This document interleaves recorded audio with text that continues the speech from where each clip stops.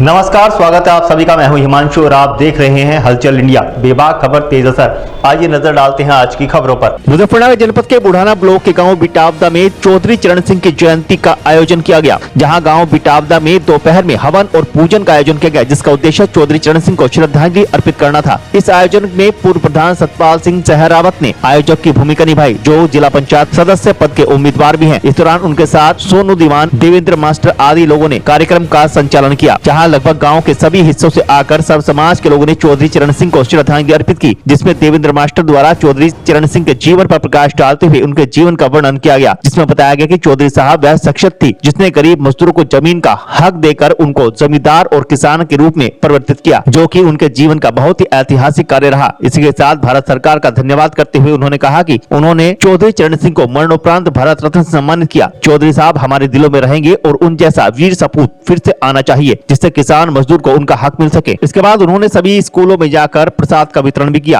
आज हमने चौधरी चरण सिंह की 123वीं जयंती बड़े उल्लास के साथ मनाई, क्योंकि चौधरी चरण सिंह ने हमारे ऊपर विशेष उपकार ये किया था। उन्होंने जमींदारा खात्मा करके हम सबको जमींदार बनाकर दास प्रथा का अंत किया।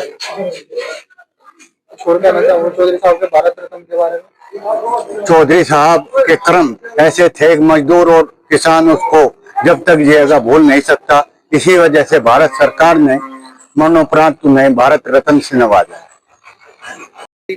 मनाई गई है, तो क्या कहना चाहोगे आप? आज हिंदुस्तान के कोने कोने में परम श्रद्धेय स्वर्गीय भारत रत्न इस देश के किसानों के शान चौधरी साहब की 123वीं आज जयंती पूरे देश में मनाई गई है। हमने भी इसी श्रृंखला में चौधरी साहब की जयंती अपने गांव में मनाने का कार्य किया है। चौधरी साहब इस देश के गरीब, मजलूम, पिछड़े, अति पिछड़े गरीब के रहनुमा थे। आज जो भी गरीब आदमी की मदद इस देश में किसी राजनीतिक आदमी ने की है, उसका नाम चौधरी चरण सिंह है। आज 123वीं जयंती पर चौधरी साहब को पुनः पुनः स्मरण करके और इस भारत सरकार को भी धन्यवाद देना चाहते हैं कि इन्होंने मरणोपरांत एक किसान मसीहा को याद कर उन्हें भारत रत्न सम्मान से नवाजा। इसके लिए सरकार भी धन्यवाद की पात्र है।